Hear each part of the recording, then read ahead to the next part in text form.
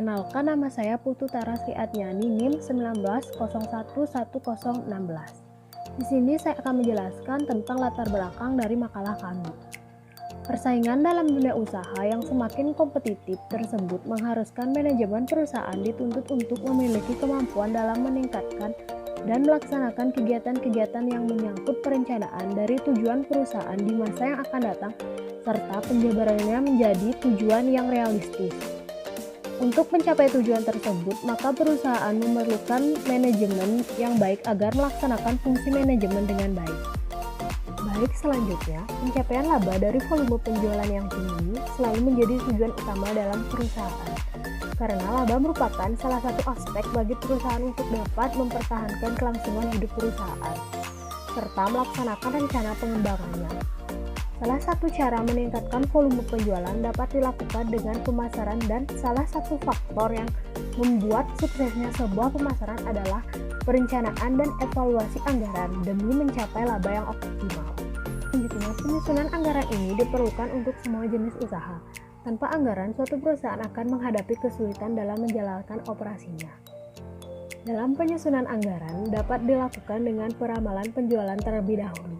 Langkah pertama dalam proses penyusunan anggaran adalah mengembangkan pedoman yang mengatur penyusunan anggaran untuk disebarkan kepada semua manajer. Saya Gede Juliarta, NIM 19011006. Jadi di sini saya akan melanjutkan penjelasan dari teman saya, yaitu mengenai pengertian anggaran penjualan. Dalam suatu perusahaan, anggaran adalah suatu faktor penting yang sangat mempengaruhi kelancaran bisnis perusahaan. Setiap anggaran memiliki porsinya masing-masing, salah satunya adalah anggaran penjualan. Kita tentu mengetahui bahwa perusahaan adalah komponen-komponen yang sangat penting dalam pembangunan ekonomi. Sistem manajemen di dalamnya juga dapat berperan penting dalam kelangsungan operasional perusahaan agar bisa mencapai tujuan utama. Bagian penjualan dan juga pemasaran juga memiliki peranan yang sangat penting dalam hal mempertahankan kelangsungan hidup perusahaan. Sehingga, pihak manajemen harus berusaha keras agar kegiatan operasional perusahaan bisa berjalan seefektif dan seefisien mungkin. Untuk mencapai tujuan utama perusahaan, yaitu mendapatkan keuntungan yang maksimal. Untuk bisa mencapai tujuan tersebut, maka pihak manajemen harus membuat perencanaan dan pengendalian. Salah satu alat untuk bisa melakukan hal tersebut adalah menggunakan anggaran. Menurut Robert dan Vijay, anggaran merupakan alat yang penting untuk perencanaan dan pengendalian jangka pendek yang efektif dalam organisasi. Suatu anggaran operasi biasanya meliputi 1 tahun dan menyatakan pendapatan dan beban yang direncanakan untuk tahunnya itu. Anggaran merupakan suatu rencana kerja yang lengkap, yang bersifat kuantitatif dan diukur dengan satuan mata uang tertentu di setiap bisnis. Anggaran penjualan adalah anggaran yang sudah direncanakan secara lebih jelas terkait penjualan suatu produk perusahaan dalam kurun waktu periode yang akan datang. Di dalamnya akan mencakup rencana terkait jenis produk yang nantinya akan dijual, jumlah harga jual produk per unitnya, serta waktu penjualan dan tempat atau daerah dilakukannya penjualan. Selanjutnya di sini yaitu jenis anggaran penjualan. Anggaran penjualan bisa dikelompokkan berdasarkan beberapa variabel tertentu yang di dalamnya akan saling terintegrasi antara yang satu dengan yang lainnya. Berikut ini adalah beberapa jenis anggaran tersebut. Yang pertama yaitu wilayah pemasaran. Anggaran penjualan ini dilakukan dengan membagi rencana penjualan berdasarkan target wilayah geografi tertentu seperti penjualan untuk Provinsi Banten, Jawa Barat, DKI Jakarta, Sumatera Utara, Sumatera Barat, Jawa Tengah, Jawa Timur, dan lain-lain. Yang kedua di sini yaitu anggaran penjualan juga bisa dikelompokkan berdasarkan kelompok yang dijadikan target penjualan perusahaan, yaitu kelompok konsumen. Contohnya bisa berdasarkan kelompok umur tertentu, jenis kelamin, tingkat pendidikan, pendapatan, dan lain-lain. Yang ketiga yaitu jenis produk. Dalam pengelompokan ini, perusahaan bisa membagi target penjualan berdasarkan produk yang dihasilkan atau dijual oleh perusahaan tersebut. Contohnya, target perusahaan dalam industri garmen yang lalu membagi jenis produknya seperti celana pendek, celana panjang, celana santai, kemeja lengan panjang, dan lain-lainnya. Yang keempat di sini yaitu kelompok wiraniaga. Dalam pengelompokan wiraniaga, maka perusahaan harus membuat rencana penjualan berdasarkan kelompok wiraniaga yang membagi target volume penjualan yang harus dicapai oleh tiap wiraniaga atau tim wiraniaga yang dimiliki oleh perusahaan itu sendiri. Yang kelima yaitu terjadinya penjualan. Rencana membuat anggaran penjualan juga bisa dikelompokkan dalam berdasarkan target waktu yang ingin ditempuh oleh perusahaan. Misalnya, anggaran bulanan, triwulan, 6 bulan, tahunan, dan lain-lain. Selanjutnya yaitu prinsip anggaran. Supriyono yang dikutip oleh Tendi Haruman dan Sri Rahayu menyatakan bahwa prinsip-prinsip dasar yang harus dipenuhi dan ditaati agar suatu anggaran dapat disusun dan dilaksanakan sesuai dengan rencana adalah sebagai berikut. Yang pertama yaitu manajemen involvement. Ketertiban manajemen dan penyusunan rencana mempunyai makna bahwa manajemen punya komitmen yang kuat untuk mencapai segala sesuatu yang direncanakan. Yang kedua yaitu organization adaptation. Suatu rencana keuangan harus disusun berdasarkan struktur organisasi di mana ada ketegasan wewenang dan tanggung jawab.